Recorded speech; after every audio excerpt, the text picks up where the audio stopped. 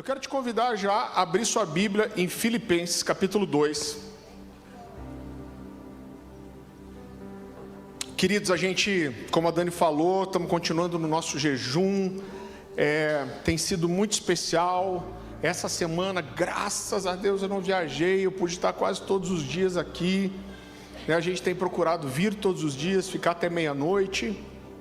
Então você está convidado. Eu quero incentivar você a vir nesses 2 finais de semana, que é agora, aí pula um final de semana no outro, que a gente vai estar com esses irmãos. O Júnior Mas é um amigo do coração de mais de 20 anos, é um dos caras de adoração no Brasil que eu mais gosto e admiro. Eu ouço esse cara há mais de 20 anos, e eu estava conversando com ele essa semana, e tem uma das canções deles que eu mais gosto, que é uma canção chamada Tua Voz.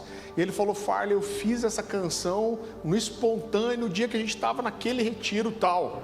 A história do retiro é que quando a gente fez o primeiro retiro de jovens da vida, que a gente organizou, isso foi em 2011, se eu não me engano. Eu peguei uma noite e falei: Júnior, a noite é sua, faz o que você quiser. E o abençoado ficou adorando 3 horas e 40 minutos. E se a gente acha que o Diego é o inimigo do fim, se a gente juntar os dois, a gente chega na beira do milênio, Então, irmão, vai ser daqueles cultão assim que não tem hora para acabar. Nós queremos mesmo favelar o negócio. Vai ser muito bom. Outra coisa, a gente sabe que muita gente mora longe da igreja e talvez você não consiga estar aqui nas orações, e talvez se sinta um distanciamento. Então a gente teve uma reunião com o presbitério essa semana, e a gente decidiu que a partir de amanhã, de segunda a quinta, a gente vai fazer uma live com um devocional às 10 horas da noite.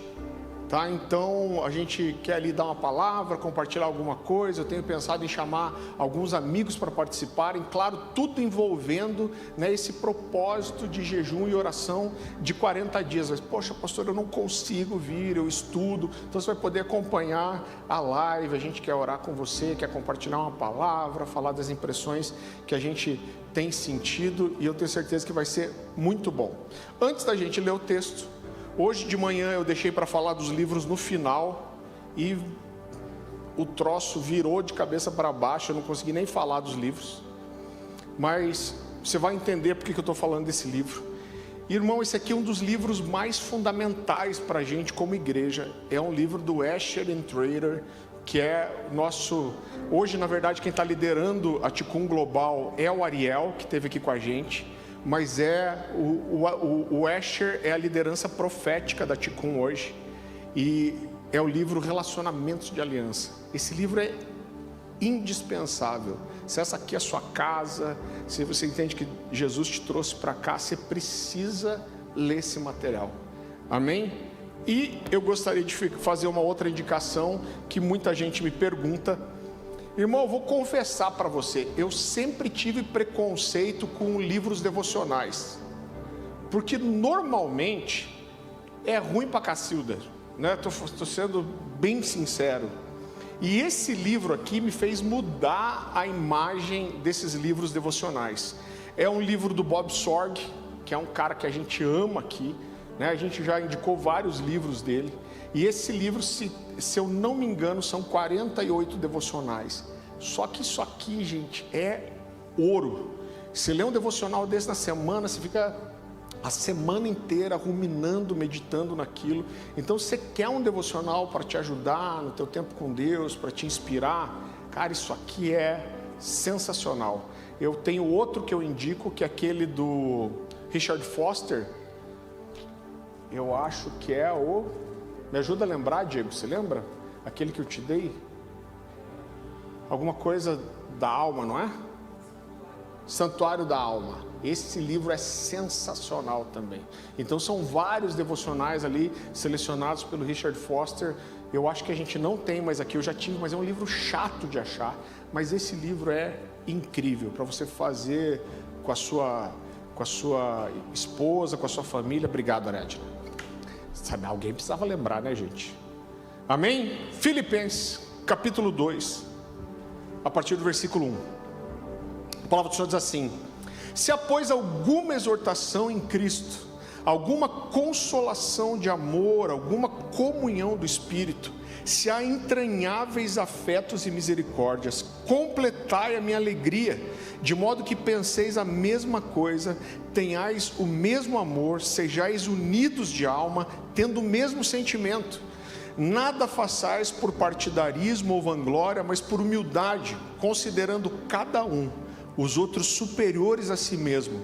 Não tenha cada um em vista o que é propriamente seu, senão também cada um o que é dos outros. Queridos, Paulo está falando aqui aos irmãos de Filipos, e essa era uma cidade muito especial para Paulo, porque a igreja na cidade de Filipos foi a primeira igreja que Paulo fundou na Europa. Era uma igreja que ficava na região da Macedônia, que era um povo a quem Paulo atribuía, grande admiração pela entrega, pela generosidade. Na carta aos Filipenses, inclusive, ele vai agradecer pela oferta que foi mandada para ele. E quando a gente olha para a igreja em Filipos, diferente de outras igrejas que pareciam ter problemas mais graves, como a igreja em Corinto, ou a igreja de Gálatas, Paulo vai tratar nessa carta não de um pecado grave, não de um problema específico, mas ele parece tratar aqui como foco central da carta dele o amadurecimento cristão, a formação do caráter de Cristo e do coração de Jesus no coração dos filipenses.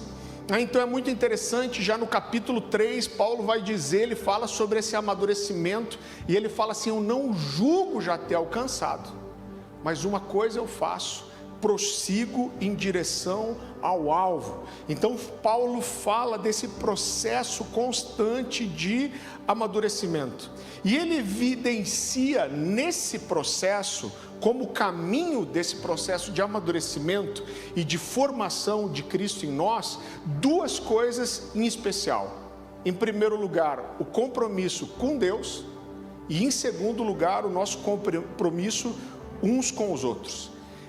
Eu quero te mostrar isso, mas o tempo todo, quando Paulo destaca qualquer coisa, qualquer característica, ele fica indo e voltando nisso, e ele coloca Jesus sempre como o nosso modelo. E uma coisa que ele vai repetir várias vezes também, como uma característica essencial do caráter de Cristo, é uma coisa chamada humildade. Então eu quero que você vá comigo para o Filipenses capítulo 2, a gente vai ler a partir do versículo 5 agora. E quando chega no versículo 5, Paulo diz assim: seja a atitude de vocês a mesma de Cristo, que embora sendo Deus, não considerou ser igual a Deus, que o ser igual a Deus era algo que deveria apegar-se, mas esvaziou-se a si mesmo, vindo a ser servo, tornando-se semelhante a homens, e sendo encontrado em forma humana, humilhou-se a si mesmo e foi obediente até a morte de cruz. Então o que Paulo está dizendo é: olha, nós precisamos seguir em direção ao alvo, o nosso modelo, o nosso alvo é Jesus, a gente não pode se acomodar, a gente não pode se contentar até nós alcançarmos esse alvo. Paulo vai falar depois da estatura da plenitude de Cristo. Ele está dizendo, Ele é o nosso alvo. E como eu estava construindo para você, a carta aos Filipenses parece uma carta assim mais leve, mais alegre do que a carta aos Coríntios e aos Gálatas.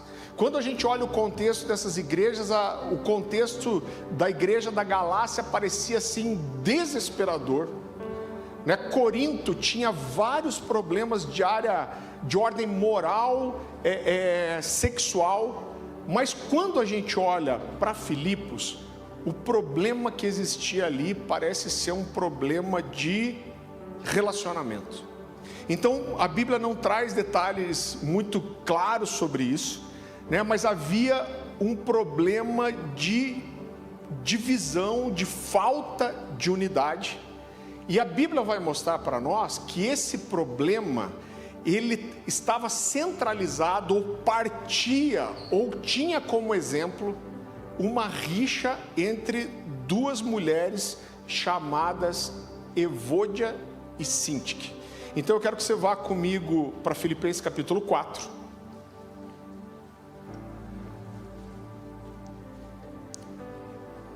E antes da gente ler o texto, eu queria destacar para você o caráter familiar que Paulo coloca aqui. Então ele está falando de um problema concreto, claro, mas ele não vai falar de uma forma só como um líder falando, ou colocando uma regra do que deveria ser feito, mas você vai ver que o que Paulo faz aqui é derramar o seu coração como alguém que está tratando de um problema familiar. Então, em Filipenses capítulo 4, a partir do versículo 1, Paulo diz assim: portanto, meus amados irmãos, permaneçam firmes no Senhor. Amo vocês e anseio vê-los, pois são a minha alegria, a minha coroa e recompensa. E aí ele diz assim: agora suplico a Evôdia e a Síntique, tendo em vista que estão no Senhor, resolvam o seu desentendimento. E peço a você, meu fiel colaborador, ele está falando para a liderança que recebeu essa carta, que ajude essas duas mulheres, pois elas trabalham arduamente comigo na propagação das boas obras, e também com Clemente, com meus outros colaboradores, cujos nomes estão escritos no livro da vida. Então havia aqui, querido, uma clara não só discordância, mas havia um desentendimento sério entre essas mulheres. E fica claro para mim que essa divergência, e aqui eu quero que você preste atenção nisso, como isso é singular e nos ensina muito sobre como tratar algumas coisas na igreja. Fica claro para mim que esse problema entre essas duas mulheres era um problema especialmente difícil de resolver. Por quê? Porque essas duas mulheres eram mulheres de Deus. Essas duas mulheres eram mulheres frutíferas no ministério. Essas duas mulheres eram admiradas por Paulo.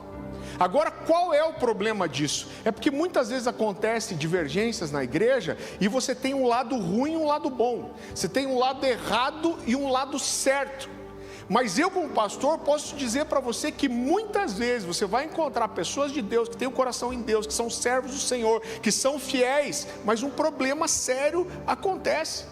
Então, nessas situações, e é o caso aqui, com certeza, não tinha um lado certo e um lado errado, mas provavelmente existiam erros e acertos de ambos os lados.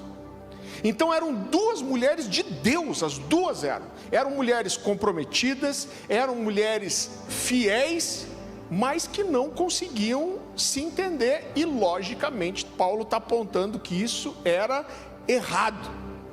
E quando eu olho para o contexto, então olhando, fazendo uma interpretação, uma exegese do texto, e eu junto isso à experiência que a gente tem de pastorear há tantos anos, fica claro para mim que essa desavença entre essas duas mulheres estava começando a tocar outras pessoas. Então o problema entre elas estava começando a contaminar outras pessoas e estava começando a comprometer a unidade do todo.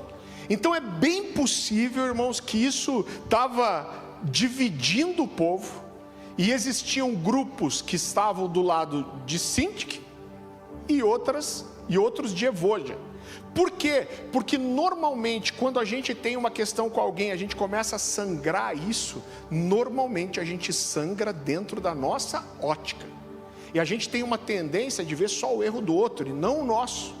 E a gente tem uma tendência de potencializar os problemas, potencializar o erro do outro. E quando você tem uma afinidade, isso é terrível, porque eu tenho uma afinidade maior com o Diego, e o Diego se desentende com o Eros, a tendência é eu comprar a briga do lado de alguém.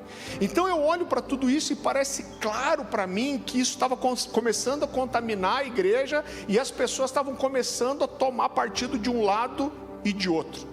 E aí Paulo destaca a importância dessas mulheres se acertarem e terem unidade. E Paulo vai começar a construir o caminho para isso. Está dizendo, tem um problema real, efetivo, e a forma de resolver essa questão entre vocês é a imitação da humildade de Cristo. Então, em outras palavras, o que Paulo está mostrando é que a questão principal desse problema aqui era uma coisa chamada orgulho. Então, o orgulho estava impedindo que essas duas mulheres de Deus encontrassem um caminho de reconciliação. E Paulo começa, depois disso, a apontar para 4 atitudes que eram indispensáveis para a manutenção da unidade do corpo e para a manutenção do relacionamento dentro da igreja. Então ele vai falar de 4 pilares aqui. Ele vai falar da exortação em Cristo, ele vai falar da consolação de amor, da comunhão do Espírito e do que ele chama de entranháveis afetos e misericórdias. E eu gostaria de falar um pouquinho sobre cada uma dessas coisas. Então Paulo vem em primeiro lugar, falando dessa exortação em Cristo. É muito interessante porque quando a gente volta para o início dessa carta, Paulo está preso e ele está falando da prisão dele. E a primeira coisa que ele começa a falar, ele está dizendo, olha, essas tribulações e cadeias me alcançaram, eu estou sendo preso, perseguido. E aí Paulo tem uma impressão no espírito, e ele diz, gente, eu creio que essa perseguição vai alcançar muitos de vocês. Ele está dizendo, eu estou padecendo, eu estou sofrendo, eu fui preso, e ele quer dizer, se preparem, porque essa divulgação, essa perseguição vai se intensificar, e vocês precisam estar preparados para isso.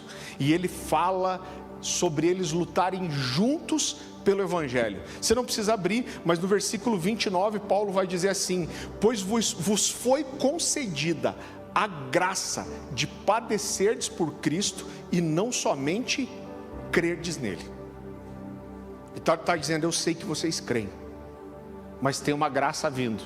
Essa é a palavra profética que ninguém quer receber. O Paulo e a Ariadna sabem muito bem do que eu estou falando.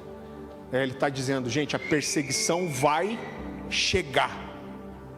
E aí Paulo diz em primeiro lugar, se existe, pois, alguma exortação em Cristo. Então o que Paulo está mostrando é que diante desses desafios que estavam por vir e perseguição, diante da responsabilidade de lutar pelo Evangelho, a unidade da família da fé, o cuidado e proteção mútuas seriam indispensáveis.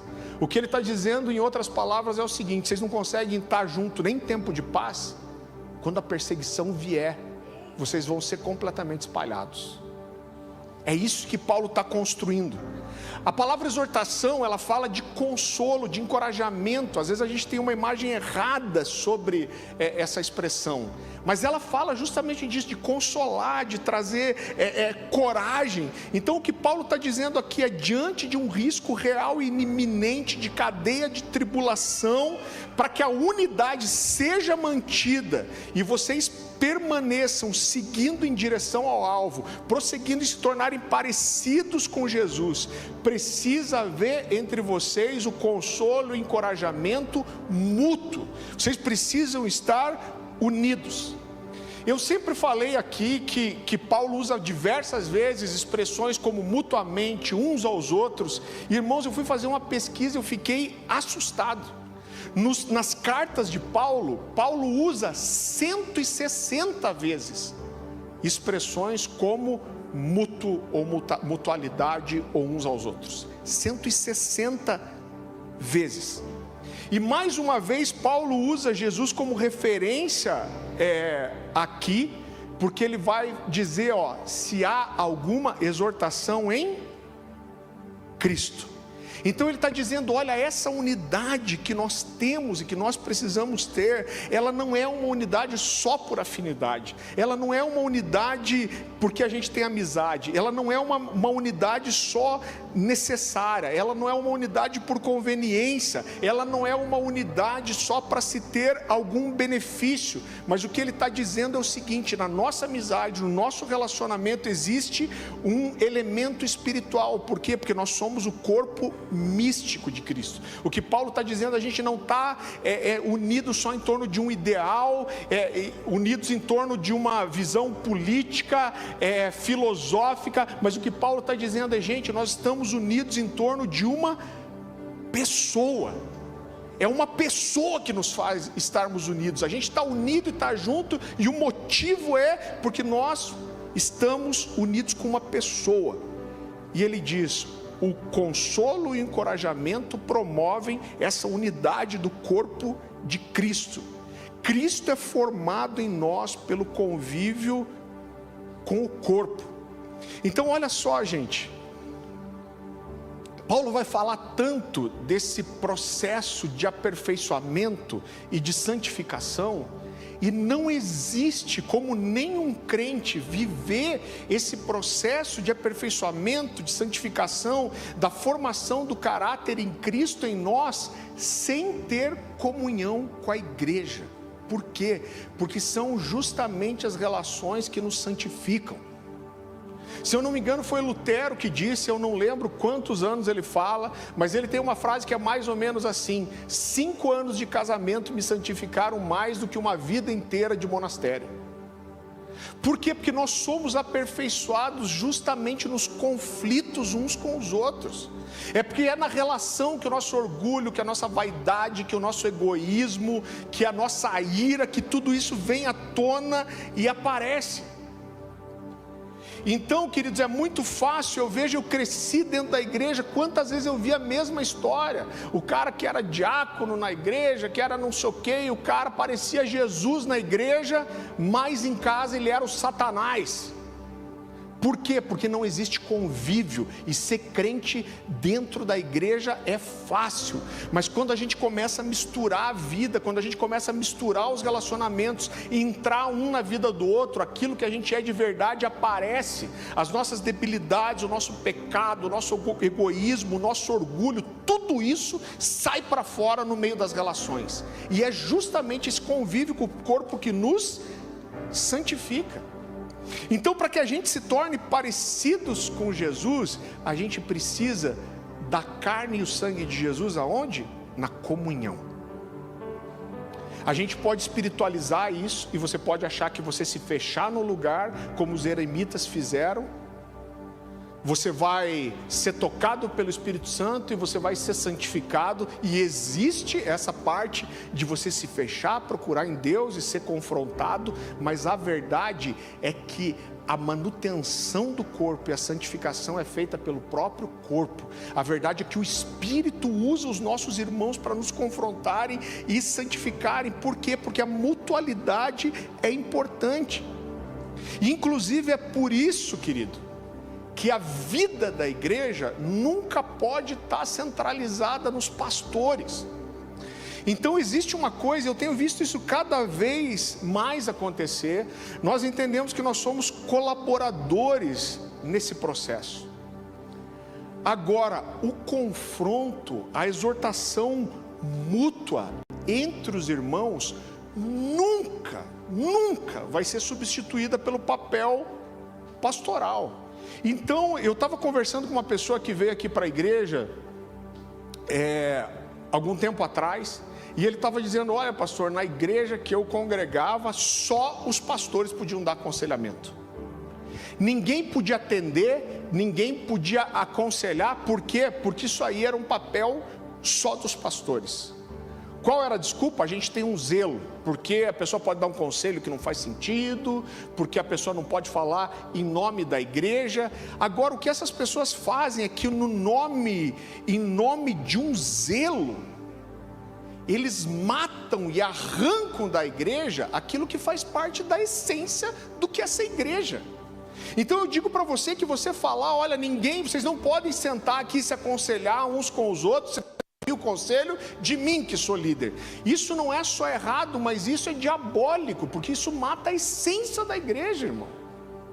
A essência da igreja é justamente essa mutualidade, os uns aos outros, consolar mutuamente, orar uns pelos outros, confessar pecado uns pelos outros. Essa é a vida da igreja, e tudo que sai disso é uma imitação estilo Shopee do que é uma igreja de verdade. Então, mas peraí, mas não vai acontecer problemas, não podem haver conselhos errados? Não é que podem, eu tenho certeza que vai acontecer. Só que nós não temos o direito de, em nome de um zelo e de um cuidado, tirar da igreja aquilo que é o que faz ela ser igreja. Isso é a essência da igreja, que é o princípio da mutualidade.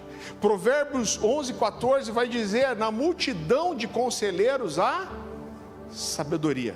Por que ele não fala na multidão de conselhos?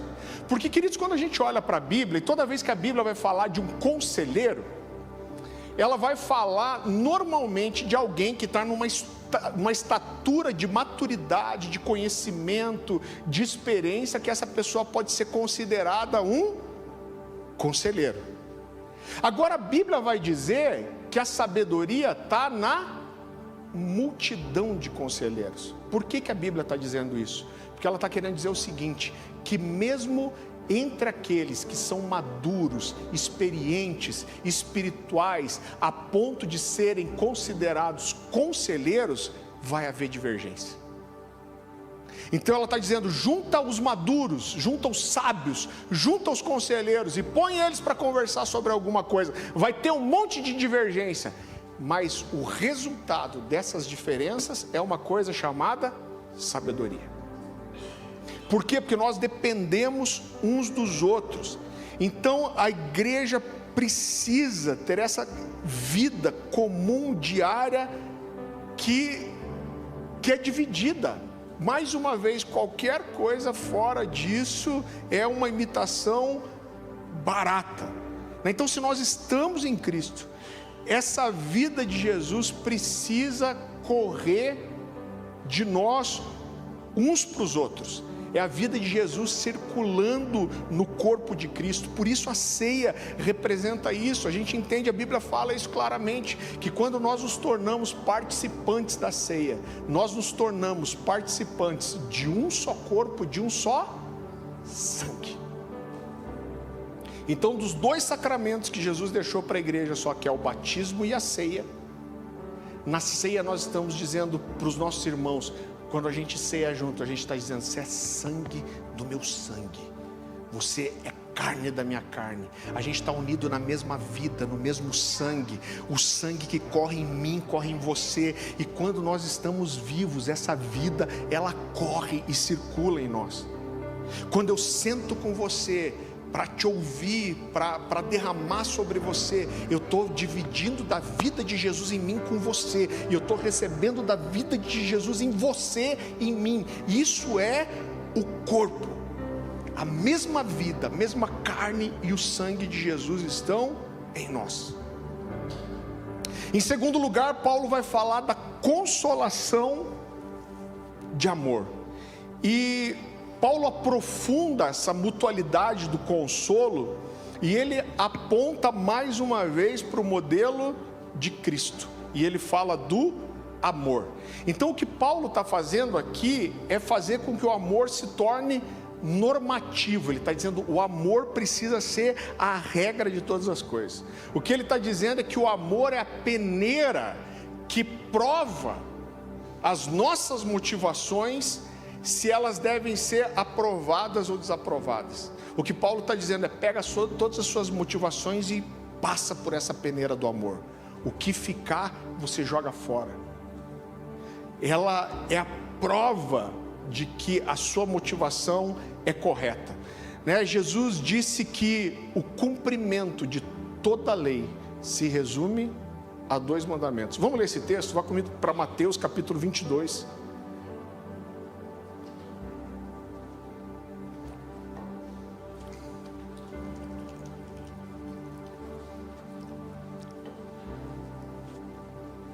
Mateus capítulo 22, a partir do versículo 36. Jesus diz assim, perguntaram para ele: mestre, qual é o maior mandamento da lei? Respondeu Jesus: ame o Senhor teu Deus de todo o teu coração, de toda a tua alma, de todo o seu entendimento. Esse é o primeiro e maior mandamento, e o segundo é semelhante a ele: ame o seu próximo como a si mesmo. Desses dois mandamentos depende toda a lei e os profetas. Então o que ele está dizendo é o seguinte: o amor é normativo, ele é a regra. Todos os nossos movimentos, ações devem ter como balizador primeiro o amor ao Senhor e depois o amor uns pelos outros, a empatia, o interesse, o compromisso com o Senhor e o compromisso uns com os outros. Eu estava lendo um comentarista falando, ele usou uma expressão muito interessante que eu gostei demais. Ele está, só lembrando, ele está tratando aqui das divisões e da divergência entre aquelas duas mulheres, e o que Paulo está fazendo, em outras palavras, é dizer: o verdadeiro amor é o antídoto para as facções e as divisões. Sabe qual é o antídoto para esse problema? O amor. Em 2 Coríntios 5,14, Paulo vai dizer assim: o amor de Cristo nos constrange. O que ele está dizendo é: quando eu me deparo com o amor de Jesus, ele me deixa constrangido, envergonhado. Olhar para o amor de Jesus, sobre como ele trata comigo, me dissuade, me convence a um comportamento específico que seja condizente com o amor que ele me dá a cada dia, diante de cada vez que eu falho, diante de cada vez que eu erro, diante de cada dor que eu sinto. O amor é o antídoto para o orgulho que promove as facções e divisões. E Paulo vai continuar dizendo assim: você não precisa abrir a sua Bíblia, a gente já leu esse texto, mas irmão, vamos falar a verdade, essas palavras são muito difíceis. Paulo diz assim: tenhais o mesmo amor, sejais unidos de alma, tendo o mesmo sentimento, não façais nada por partidarismo ou vanglória, mas por humildade. E para mim aqui a parte mais difícil de todas: considerando cada um os outros superiores a si mesmo. Não tenha cada um em vista o que é propriamente seu, senão também cada qual o que é dos outros. Se não é para você, se é muito bom, porque essas palavras são muito difíceis para mim. Então, essas palavras serem tão difíceis para nós, só mostra o como nós somos carentes do corpo de Cristo para nos santificar. Porque a relação com o outro me mostra o quanto eu sou falho. Então, para que a gente continue em direção ao alvo, para que a gente continue crescendo em amor, para que o coração e o amor de Jesus continue sendo formado em nós e moldando o nosso caráter, a gente precisa procurar desenvolver esse sentimento. Irmão, e creia em mim, essa mensagem é muito difícil para mim. Para mim essa mensagem era difícil para Paulo, porque ao mesmo tempo que ele diz isso, ele fala: olha gente, mas deixa eu dizer, eu não julgo já ter alcançado, mas uma coisa eu faço, esquecendo as coisas que para trás ficaram, eu sigo em direção ao alvo. O antídoto para o orgulho e para o sentimento faccioso é o amor e a humildade. Nada façais por partidarismo e por vanglória, mas por humildade, considerando os outros superiores a si mesmos. Irmão, vamos falar a verdade. Uma humildade a ponto de vocês considerarem, nós considerarmos sempre os outros superiores a nós, quanto a gente consegue cumprir desse mandamento? Sabe qual é a verdade? A verdade é que, tirando raras exceções, a nossa humanidade tende a sempre jogar a gente para o caminho contrário.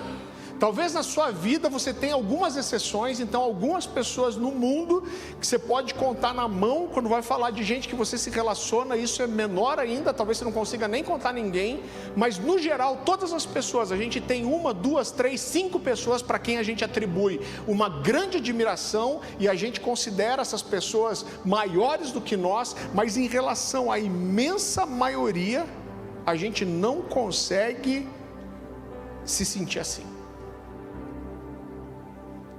A gente sempre se acha superior em alguns aspectos. E a gente precisa entender que a humildade, ela não fala da gente pensar menos do que nós somos. Mas a humildade fala da gente ter consciência das nossas limitações, fraquezas e pecados. Eu gosto muito de uma frase do William Law, é um texto bem curtinho. Ele diz assim: para desenvolver a humildade pessoal ao meditar, e aí ele dá o caminho para você. Ele diz assim: simplesmente examine sua vida. Suponha que todos os seus pensamentos de repente se tornem transparentes perante o mundo. Se alguém soubesse que motivações secretas corrompem até as suas ações mais nobres, você já não esperaria ser respeitado pela sua bondade. Pense em como é vergonhosa a natureza do pecado, como é grande a reparação necessária para purificar-nos da culpa. Exigiu-se nada menos do que o sofrimento e morte do Filho de Deus. Há espaço para orgulho enquanto partilhamos de uma natureza como a nossa? Todos nós amamos a humildade e odiamos o orgulho nos outros. Então o amor e a humildade, eles são capazes de sufocar, de expelir o orgulho, o sentimento faccioso, a divisão. E a unidade, a união, ela exige uma decisão, irmão. A verdade é que nem sempre vai ser fácil. Muitas vezes isso é fácil, mas muitas vezes é muito difícil. Existe um termômetro que ajuda a gente a medir o nosso grau de amor e humildade. Existe um termômetro que ajuda a gente a medir se o amor e a humildade estão sendo desenvolvidos na nossa vida, que é a nossa capacidade de submissão mútua. O quanto nós conseguimos nos submeter uns aos outros revela muita coisa, né? Então o que eu quero dizer com isso na prática? Entender que se eu faço parte de uma família espiritual, se eu faço parte dessa igreja, eu tenho um compromisso com essa família aqui, entender que os irmãos, qualquer irmão aqui tem o direito de me confrontar, entender que nós devemos ajudar outros irmãos, tendo coragem de confrontar eles, entender que eu não posso simplesmente fazer o que eu quero, entender que eu não posso fazer o que eu quero sem me importar com o que os outros acham, dane-se o que os outros pensam,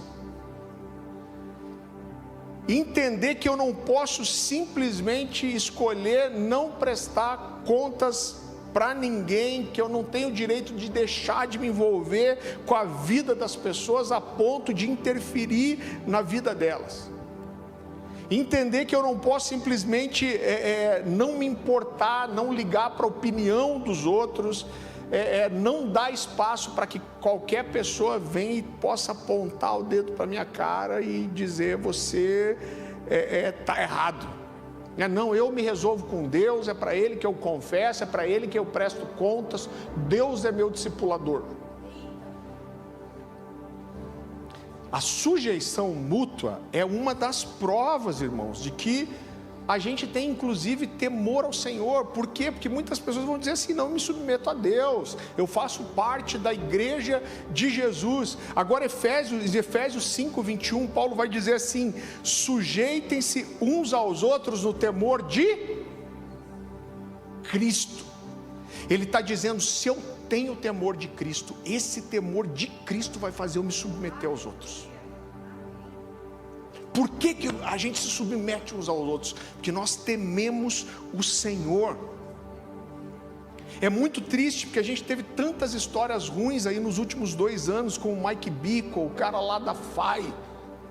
Queridos, qual que é o problema disso? O problema é que às vezes alguns líderes se tornam tão grandes, tão influentes, tão poderosos, tão espirituais que ninguém mais fala na vida deles. E quando você chega num lugar, numa estatura, que ninguém pode chegar para você, apontar o dedo na sua cara e dizer que você está errado e confrontar seu pecado, esse é o caminho para a desgraça. E foi assim que esses homens se perderam. Então a nossa sujeição ao temor do Senhor sempre vai refletir em a gente submeter uns aos outros. Irmão, entenda isso.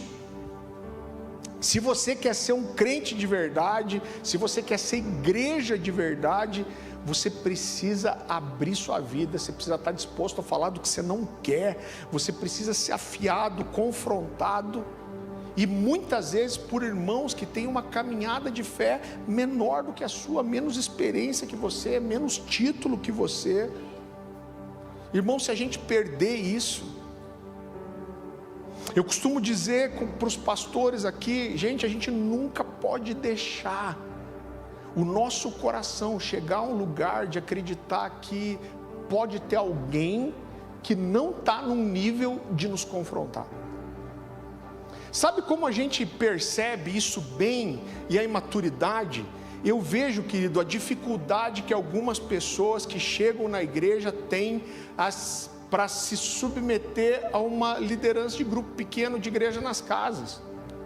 Então o cara chega aqui e ele não é ruim, ele é um cara de Deus, mas ele tem uma história, ele já foi pastor, ele já foi líder, ele já foi, já teve 200 células, ele tem uma história. Aí você sugere algumas living stones para esse cara aí ele vai, daqui 2 meses ele volta e fala assim: pastor, eu queria ter uma conversa com você, eu tenho certeza que você vai me entender, mas pastor, eu tenho uma história, eu tenho uma experiência, eu tenho uma maturidade, e eu estou indo lá na Livre, o casal é muito querido, pastor, muito precioso, mas eu já tenho uma história, né, pastor, eu tenho uma experiência, então eu precisava de alguém mais maduro para me acompanhar. E eu estava olhando aqui para a igreja e pensando, e pastor, eu acho que só você pode me discipular aqui.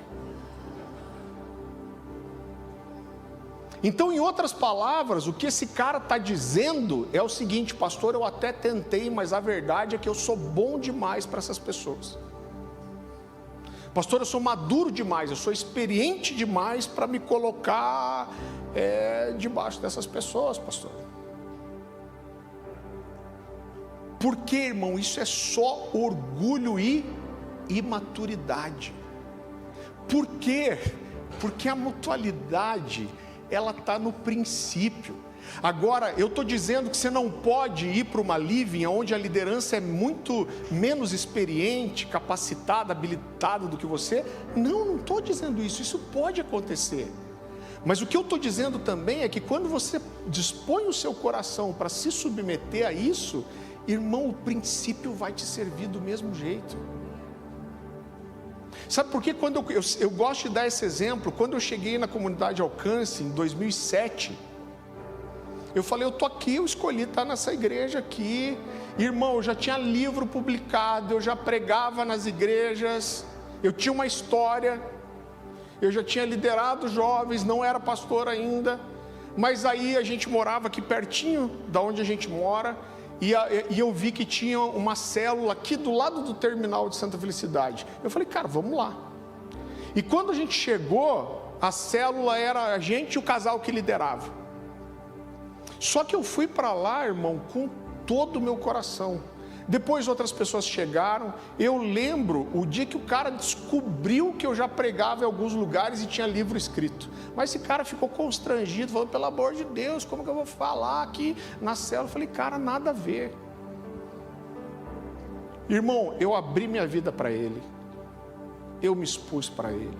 Eu honrei ele. Eu não deixava, eu não faltava uma célula sem pelo menos mandar uma mensagem para ele e explicar por que eu não estava indo, porque eu precisava prestar contas. Ele era a minha liderança ali, e eu decidi me colocar naquele lugar. E eu posso te dizer, esse processo me abençoou muito. Eu encontrei amigos ali, eu conheci um casal nessa casa aqui, que é a Dani e o Kovaleski, que estão fora do Brasil hoje, mas são amigos queridos até hoje. Eu fiz essas grandes amizades ali. E aí chegou um dia que o pastor de jovens da igreja falou: Farley, a gente precisa dar um reforço nas células de jovens aqui, cara, e eu estou com uma ideia, eu estou acompanhando, falei com a sua liderança lá, você acha que você poderia assumir uma célula de jovens? Eu falei, claro, e aí eu saí de lá e fui assumir essa célula de jovens. Irmão, o que me impediu de crescer na igreja? Nada, pelo contrário, isso mostrou meu coração e eu comecei a liderar essa célula. Em pouco tempo depois, eu estava em tempo integral e depois fui estabelecido como pastor lá. Não, mas eu tenho que estar com alguém que me promova, eu tenho que estar com alguém que reconheça o meu potencial. É essa incapacidade que a gente tem. Só que, veja, eu não estou negando que você pode. A gente tem aqui casais que têm já os filhos casados, adultos, e vão às vezes numa living que tem tá debaixo de um casal que os filhos são quase bebê ainda. Mas quando eu disponho o meu coração nesse lugar de me submeter, eu recebo do que o corpo tem para oferecer. Tá, mas o cara não pode, se ele é menos maduro que eu, que bênção, você vai poder servir esse cara em um monte de coisa. Mas o dia que você olhar para alguém que é mais imaturo, que é menos experiente, que tem menos tempo de conversão, e você achar que essa pessoa não pode te oferecer nada, irmão, volta do zero, porque você não aprendeu nada. Você é burro, para usar um termo teológico.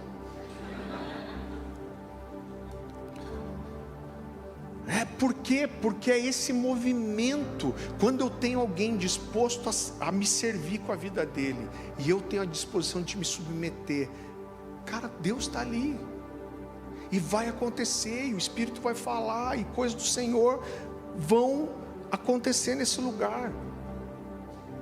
Agora essas pessoas vêm com essa atitude, a única coisa que a gente vê quando acontece isso é que pena, é imaturo. Está exatamente ao contrário do caminho que Paulo ensinou, que é nós considerarmos os outros superiores a nós mesmos. Então a gente precisa desse convívio com o corpo para nos santificar. A busca pelo amor genuíno e a humildade, querido, precisa ser uma decisão do nosso coração. Então Jesus, ele não só nos dá o exemplo, mas ele nos acompanha e nos serve e nos auxilia nesse processo. A verdade, irmão, é que quanto mais perto a gente chega de Jesus, mais a gente vê como a gente é ruim. Eu vejo o exemplo de Isaías. Isaías está lá, profeta, homem de Deus, ai desse, ai daquele outro. De repente ele vê o Senhor, e aí quando ele vê o Senhor, ele fala, ai de mim, que sou homem impuro e habito no meio de um povo de lábios impuros. Ele virou o profeta que apontava para todo mundo, para o mais pior de todos. Mais pior foi ruim. Edita o mais pior aí que não dá. Tem professores aqui.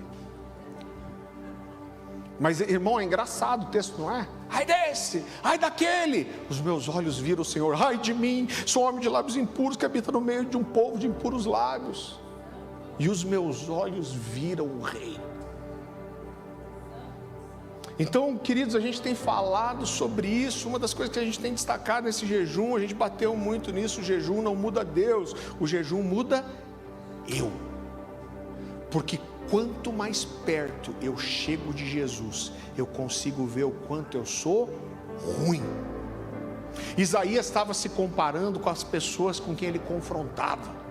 Ele olhava para a vida dele, olhava para esses homens cheios de pecados, de falhas, ai de você, ai daquele. Mas quando a referência muda, e ele não está mais se comparando com aqueles homens, mas ele começa a se comparar com o Senhor. A única coisa que ele pode dizer é: ai de mim, eu sou impuro no meio de outros impuros. Em terceiro lugar, Paulo vai falar da comunhão do Espírito. Então a gente precisa entender, querido, que é a ação do Espírito Santo no meio da comunhão que opera em nós a humildade e a sujeição. Eu não quero passar uma ideia errada também, que só o convívio nos amadurece sozinho, mas existe um elemento espiritual. Eu costumo dizer assim: toda relação entre dois cristãos tem a atenção de Deus, tem os olhos de Deus, e o Espírito está movendo ali naquele lugar.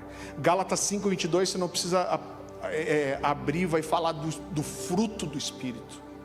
Então o que ele está dizendo é o seguinte: se o Espírito está em você, ele vai gerar um fruto. É até muito interessante, existem algumas formas de interpretar esse texto.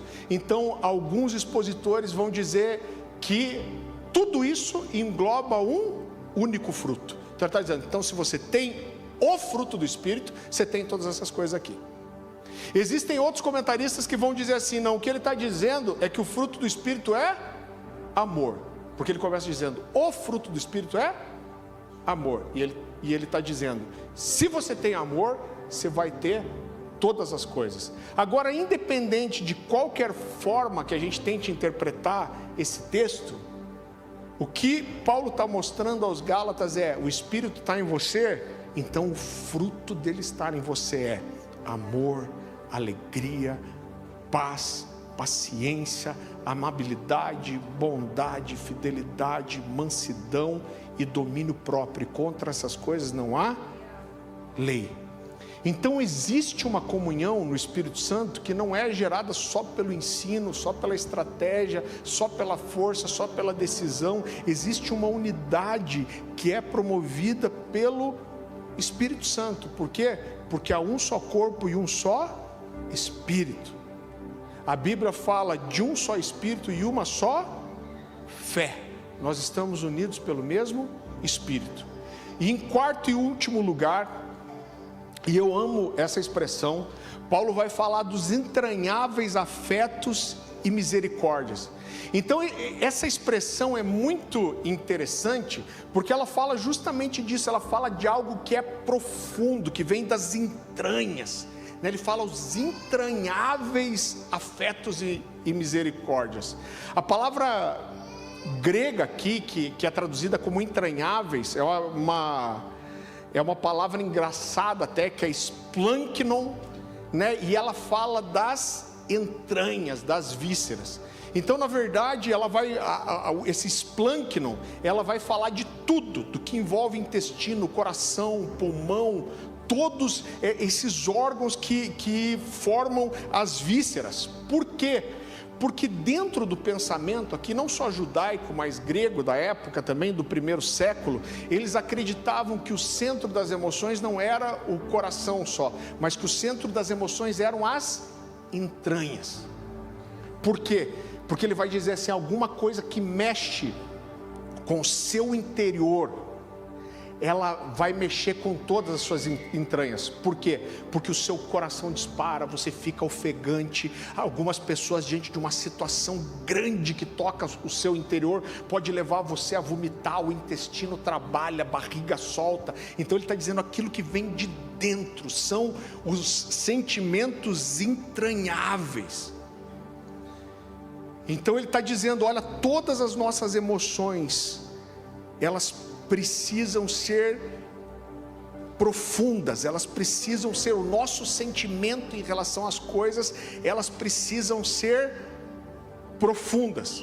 Muitas vezes essa palavra splanknon era usada também para falar sobre os órgãos reprodutores. Então é muito comum, você vai ver vários textos chamando as crianças de splankna, que é o que? Eles queriam dizer: olha, isso aí é o que vem do meu interior, isso aí é aquilo que foi gerado de dentro de mim, é aquilo que saiu de dentro, é o sangue do meu sangue, a carne da minha carne.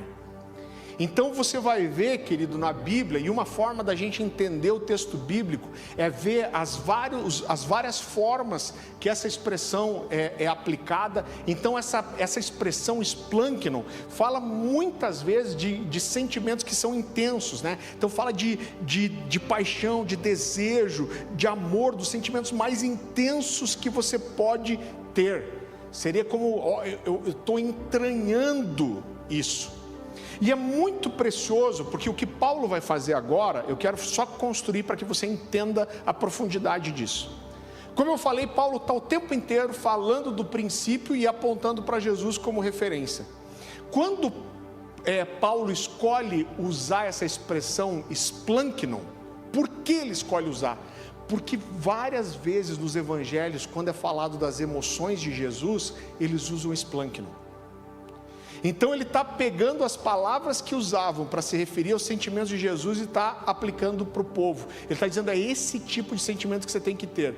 Você não precisa abrir, mas eu gostaria de ler alguns textos só para você entender exatamente no que eu estou dizendo. Então em Marcos 1,41, fala de quando um leproso procura Jesus para ser curado, e a Bíblia diz assim: Jesus, profundamente compadecido, estendeu a mão e tocou-lhe. Esse profundamente aqui é esse splanknon. Ele está dizendo, Jesus foi tocado de forma profunda. Em Marcos 6,34, quando a Bíblia diz que Jesus vê o povo, e a Bíblia diz que Jesus fica tocado, ele diz assim, porque eles são como ovelhas sem pastor. Então o texto diz assim: quando Jesus saiu do barco, viu a grande multidão, teve compaixão deles. Então esse compaixão aqui é essa paixão com splanknon. Isso tocou Jesus profundamente. Em Mateus 20,34, quando dois cegos imploram para Jesus para serem curados, a Bíblia diz assim: condoído, Jesus tocou-lhe os olhos. O que é o condoído? Jesus sentiu a dor junto. Ele sentia a profunda dor daqueles homens que sofriam. Um último exemplo, Lucas 7,13, quando a viúva de Naim aqui chora por ter perdido o único filho que ela tinha. A Bíblia diz assim: quando o Senhor a viu, sentiu profunda compaixão por ela. Então Paulo está dizendo, sabe esses sentimentos que Jesus teve?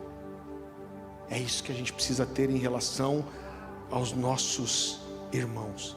Todos esses textos falam dos sentimentos profundos de Jesus, de compaixão, de misericórdia, de empatia, de afeto. Jesus vai usar essa mesma expressão também quando ele fala da parábola do Senhor da vinha, ou da parábola do filho pródigo. E mais uma vez Paulo está apontando para Jesus como o nosso exemplo. E eu amo isso, queridos, no Novo Testamento.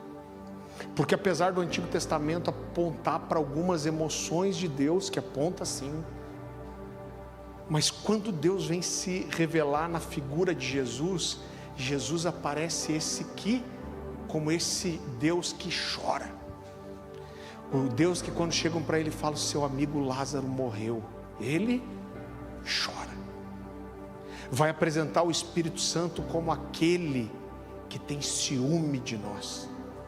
Então Deus vem se revelar principalmente na figura de Jesus do Novo Testamento como um Deus que tem entranháveis afetos, que tem sentimentos profundos e verdadeiros.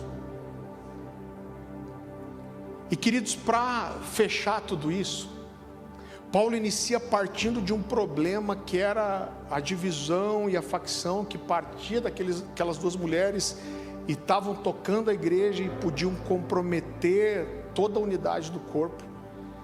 E ele aponta para essas virtudes, e ele está dizendo para os filipenses: olha, essas virtudes vão ser a prova de que vocês estão avançando em maturidade, que vocês estão realmente num processo de se tornarem cada vez mais parecidos com Jesus.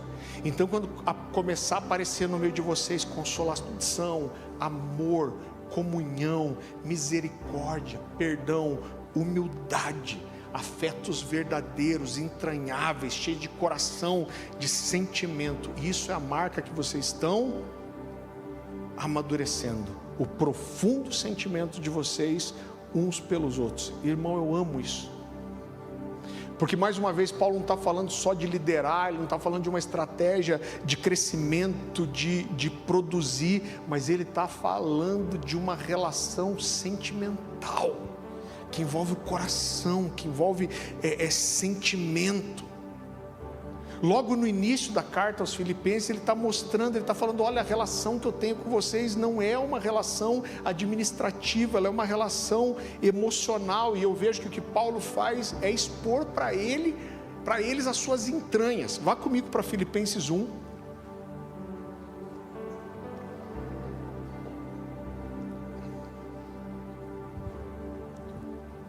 Eu amo esse texto. Filipenses capítulo 1. A gente pode ler a partir do versículo 7. Paulo diz assim: é justo que eu assim me sinta a respeito de todos vocês, uma vez que os tenho em meu coração. Pois quer nas correntes que me prendem, quer defendendo e confirmando o Evangelho, todos vocês participam comigo da graça de Deus. Deus é minha testemunha de como tenho saudade de vocês com a profunda afeição de Cristo. Essa é a minha oração, que o amor de vocês aumente cada vez mais em conhecimento e em toda percepção, para discernir o que é melhor, a fim de serem puros e irrepreensíveis até o dia de Cristo.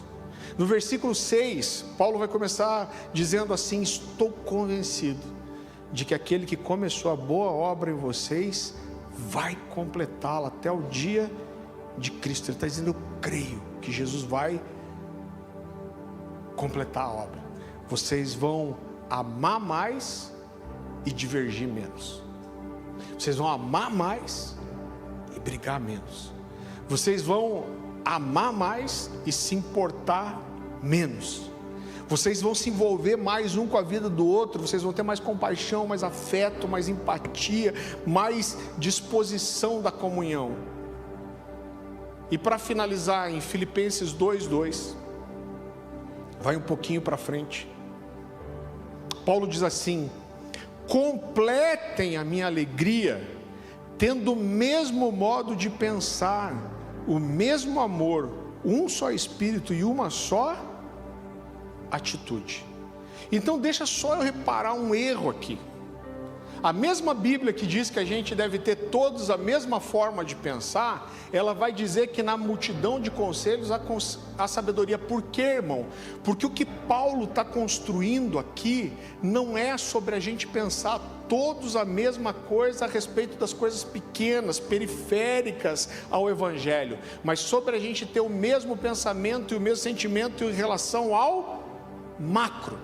Então o que isso significa?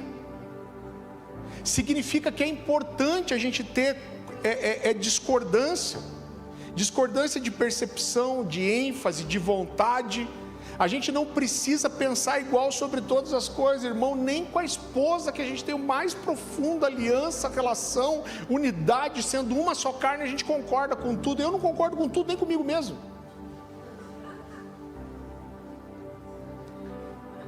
Mas termos a nossa forma de pensar, não é pensar do mesmo jeito sobre as coisas pequenas, é todos nós pensarmos igual sobre zelar pela unidade, é todos nós pensarmos igual sobre pensar no outro, é todos nós pensarmos a mesma coisa em relação a estar disposto ao perdão e à reconciliação. É todos nós pensarmos a mesma coisa, mesmo diante de adversidade, de diferença, nós temos um coração que é pacificador. É entender que a gente precisa estar unido de alma, apesar dessas pequenas diferenças. É entender que apesar de a gente ter muitas diferenças, a gente pode se respeitar. É entender que apesar de a gente ter muitas diferenças, aquilo que nos une é muito maior e muito mais importante do que aquilo que nos separa. É entender que a nossa unidade ela é mais importante do que as questões periféricas. É claro que eu não estou falando aqui de descartar a doutrina, mas existem coisas que são periféricas. Muita gente me pergunta, porque o pessoal me pergunta, quase todos os meus amigos são calvinistas. Pastor, você é calvinista? Eu falo, não. Mas e se tiver alguém calvinista na sua igreja que quer crescer no ministério, irmão, isso não é importante para mim. Você crê que você é salvo somente pelo sacrifício de Jesus? Sim, mas não tem mais. Você crê que você precisa se santificar? Sim, mas não tem mais. Você crê, é isso. Até o dia do Senhor. Sim. Cara, as outras coisas, elas são negociáveis. Não é isso que é importante para mim. Eu vi o Saião numa entrevista esses dias, é um dos caras que eu mais admiro. E o pessoal pergunta para ele assim, você é arminiano ou calvinista? Ele falou assim, não acredito nisso não. Foi a melhor resposta que eu vi. Ele falou, cara, o meu conhecimento é da cultura judaica. Para o judeu isso é um pensamento ridículo, porque as duas coisas se entrelaçam. Então pensar a mesma coisa não é ser todo mundo calvinista ou todo mundo arminiano, mas é entender que vai haver um esforço, um sacrifício para manter a unidade. E que muitas vezes a gente vai precisar entender, a gente vai precisar se compadecer, a gente vai precisar ter empatia, a gente vai precisar pensar não só no que é nosso, mas também no que é do outro, a gente entender que não vai ser sempre do nosso jeito, que eu não posso me apegar à minha razão para comprometendo a unidade, eu não posso me apegar ao meu direito de reclamar se isso comprometer a unidade, eu não posso me apegar ao jeito que eu queria se isso comprometer a unidade, é claro que sempre sem abrir mão de princípios. Agora eu queria fechar tudo isso com uma última coisa, para que você possa avaliar a sua vida. A gente fica procurando balizadores que nos ajudam, né? Irmão, eu preciso separar aquilo que é doutrina bíblica de verdade e aquilo que é experiência. Eu vou falar de uma coisa para você que não é doutrina, não necessariamente, tão especificamente como eu estou te falando. E você vai no seu relacionamento com Deus, você vai criando umas regras para você mesmo, para zelar por você. Eu já compartilhei aqui em outro momento que a forma de eu saber que eu perdoei alguém de verdade é quando eu consigo orar abençoando essa pessoa e isso ser sincero. E às vezes é difícil, às vezes leva dias. Eu começo orando, Deus abençoa aquele desgraçado, miserável. Deus abençoa aquela carne de pescoço, coisa ruim.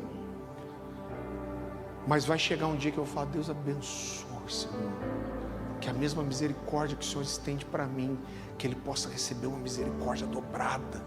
E quando isso é verdadeiro no meu coração, eu consigo olhar e falar, eu perdoei. Então existe, querido, um dos grandes sinais de maturidade na nossa vida, é a capacidade de nós não nos ofendermos com o outro. Isso é um balizador incrível. 1 Coríntios capítulo 13, isso é uma lição de vida para mim que eu vou carregar para sempre. Eu e a Dani, isso entrou tanto no nosso coração que isso está sempre nas nossas relações. 1 Coríntios capítulo 13 vai dizer assim, o amor não suspeita do mal. Agora tem gente, irmão, que ele acha que tudo é contra ele, né? Então você já viu isso?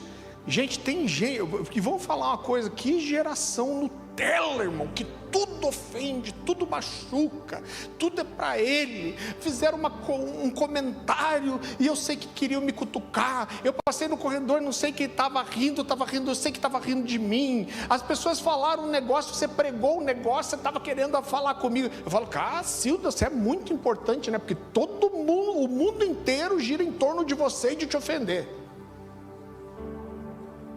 Por quê? Porque pensa tudo para o mal, tudo que acontece, pensa para o mal.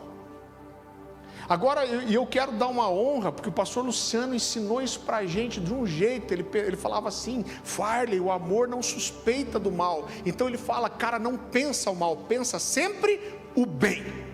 Enquanto você não tiver prova, você pensa o bem. E eu lembro de uma situação que eu vi ele agir assim, irmão, que eu falei, esse cara é ninja mesmo. A gente tinha uma rede de pastores, eu tinha uma função na Alcance, cheguei a ajudar a estabelecer pastores e tudo. E tinha um dos pastores em outra cidade que o Luciano acompanhava. E aí um dia o Luciano falou, poxa, acabei de receber uma mensagem do fulano de tal. Ele não tinha me contado a história. Ele falou, Farley, uns 3 meses atrás, ele me mandou essa mensagem aqui. Irmão, quando eu olhei a mensagem, era uma mensagem mais tão ofensiva, tão mal educada, mas falando tão mal dele. O Luciano é o cara mais altruísta que eu conheci na vida. Ele dava tudo para os outros e tinha que brigar com ele para ficar com coisa para ele. Um dia a igreja fez uma vaquinha e deu um carro para ele. E vários irmãos que ele acompanhava pelo Brasil, se eu não me engano, e deram um carro para ele. Só que fizeram ele assinar um negócio dizendo que ele não ia dar o carro para ninguém por pelo menos 2 anos. Porque os irmãos estavam morrendo de medo. Falaram, nós vamos dar para o Luciano sem vergonha, 1 mês depois vai dar para alguém. E eu tive que brigar com ele, porque quando a Dani ficou grávida da Nicole, ele queria por tudo que eu ficasse com o carro dele, que o carro dele era maior. Eu falei, para, cara. E aí esse cara nessa mensagem dizia assim, eu sei que você faz tudo por causa de dinheiro. Mas tão ofensiva que eu, quando li, fiquei com raiva. Eu queria entrar dentro do telefone e pular lá, dar uma voadora no cara. Eu, na minha carnalidade, já estava eu com raiva. Falei, mas que cara vagabundo, sem vergonha. E aí ele falou assim, pois é, mas ele me mandou essa mensagem aqui uns 3 meses atrás. E agora ele mandou outra mensagem. Está pedindo perdão. E eu falei, tá, mas quando ele te mandou, o que você fez? Ele falou, não fiz nada. Eu falei assim, como não fez nada? Ele estava numa fase difícil, né? Ele não estava bem. Quando ele mandou a mensagem, eu vi que... Falou, cara, e assim, às vezes o cara passa por um momento difícil, ele não entende, quer descontar em alguém. Então, quando eu recebi a mensagem, eu falei, cara, mas não é verdade dele. Ele não está pensando direito, ele deve estar passando por um momento muito difícil. Eu falei, não, uma hora ele vai entender que isso foi errado. E entendeu agora, está aí me pedindo perdão, diz que quer falar comigo. Sabe o que é isso? Isso é pensar o bem. Agora tem gente, irmão, que só pensa o mal. É sempre contra ele, sempre para ferir ele, sempre estão perseguindo ele, sempre... E às vezes a pessoa vai para o outro lado.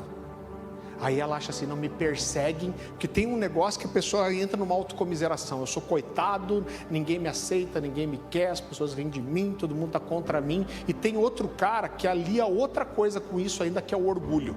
Diz assim, não me perseguem porque eu sou muito bom, me perseguem porque eu canto muito bem, me perseguem porque tem inveja de mim, me perseguem porque vem que eu tenho chamado. O que é isso? Imaturidade.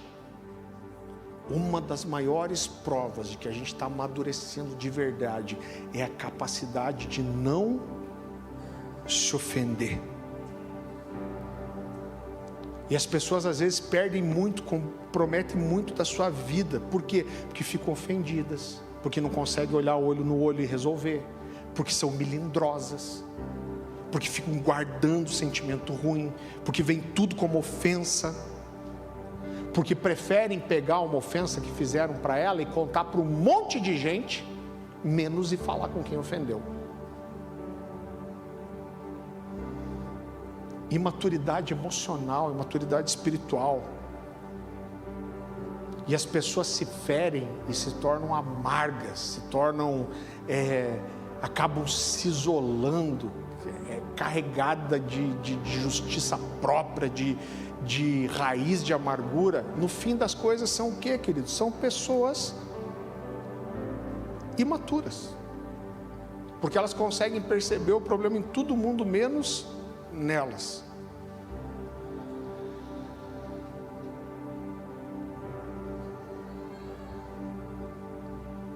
Agora, nesse processo, queridos, de jejum, eu tenho certeza que uma das coisas que Jesus quer é fazer a gente ter esse confronto com a gente mesmo. Eu tenho dito desde o começo, o jejum não muda Deus, o jejum muda eu. Por quê? Porque quanto mais eu me aproximo de Jesus, eu começo a ver o quanto eu sou ruim. Eu vejo como as minhas motivações são erradas. E essa relação com o corpo, ela santifica a gente. Porque tudo que a gente tem de qualidade aparece nas relações, mas os defeitos aparecem também. Eu atendi um casal de líderes essa semana, eu fiquei tão tocado pela sinceridade e reação deles. Eles num processo de crescer em liderança. Esse rapaz falou para mim: pastor, a luta que eu tenho tido essa semana é para não ter inveja. Sabe por quê? Porque eu fico me comparando com os outros, porque eu vejo os outros se destacando, e às vezes isso gera um sentimento de inveja em mim. E eu percebi isso, eu falei: Deus me ajuda, eu não quero ser assim.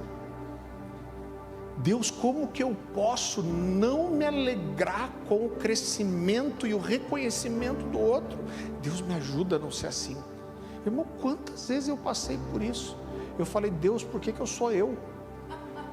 Queria me divorciar de mim mesmo, eu queria sair de dentro de mim.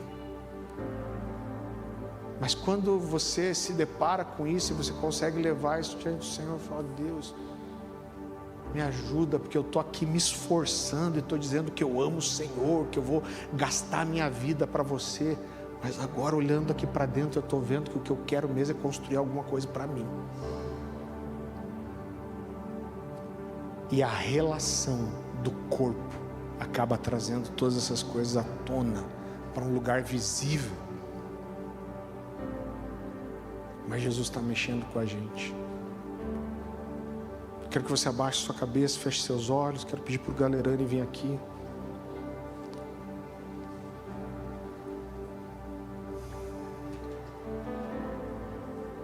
Querido, mais do que trazer uma palavra de ensino só, de conhecimento, eu creio que existe um ambiente do Espírito aqui propício a nos tocar, nos transformar.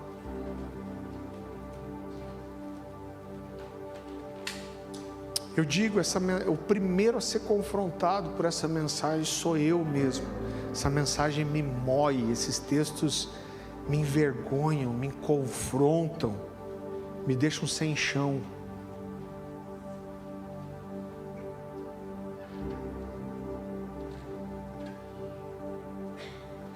E às vezes a gente perde tantas coisas, porque a gente está recalcitrando contra o aguilhão, porque Jesus está querendo mostrar para a gente, mostrar as nossas motivações, mostrar a intenção errada do nosso coração. E a gente fica insistindo, brigando, depois não entende por que algumas coisas não acontecem.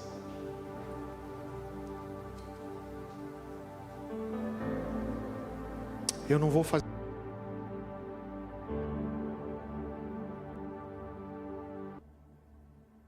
nada, mas eu queria que a gente pudesse orar. A gente já vai emendar com a sala de oração até a meia-noite.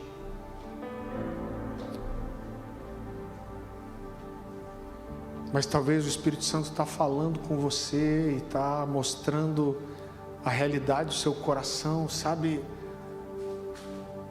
Às vezes eu me sinto como a igreja de Laodiceia, que Jesus diz assim: você acha que é rico, abastado, que está bem. Mas ele diz assim: mas você não percebe que é miserável, pobre, cego e está nu. E aí Jesus fala assim: meu conselho para você é que você adquira de mim o ouro puro, que você compre de mim o colírio para abrir os seus olhos, que você adquira as minhas vestes brancas. Ele está dizendo: eu sou a fonte. Mas Jesus começa dizendo para aquela igreja: você acha que você está bem, mas começa reconhecendo a sua miséria. Não existe ser igreja verdadeira sem ter relacionamento, gente. A gente nunca vai ser santificado de verdade sem a relação no corpo. A gente nunca vai amadurecer, ter o caráter de Cristo formado em nós de verdade sem relações profundas. É isso que nos santifica, nos aperfeiçoa. Como ferro afia o ferro, assim o amigo afia o seu amigo. Talvez nessa noite você encontre coisas que você precisa se arrepender, pedir perdão para Deus. Falar: Deus, eu reconheço essa podridão dentro de mim, eu não sei como mudar, eu não sei como que eu tiro isso, eu não sei como que eu arranco esse sentimento, mas eu vejo, eu sou assim. Me ajuda.